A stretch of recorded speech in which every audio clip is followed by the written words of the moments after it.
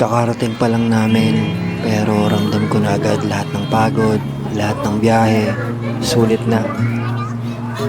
May mga biyaheng hindi sinusukat ang layo, kundi sa saya na naghihintay sa dulo neto.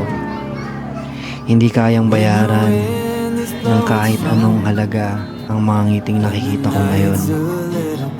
Ang mga tawanan, ang mga matang punong-puno ng saya.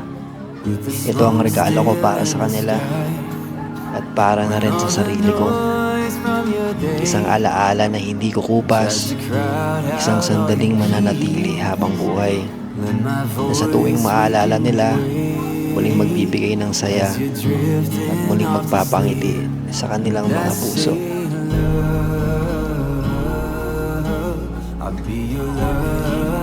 Hindi namin to nagagawa palagi, kaya siguro mas ramdam namin ang bawat oras, bawat takbang, bawat lugar na aming napupuntahan.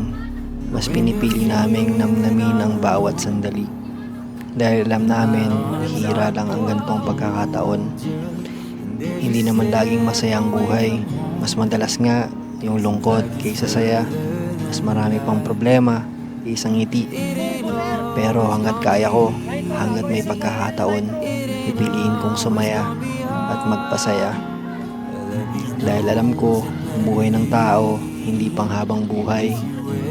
Kaya habang nandito pa tayo, gawin natin ang lahat para tumawa, para ngumiti, para magmahal. Sabi nga ni Gioong, don't wait for the memories to happen, we make them.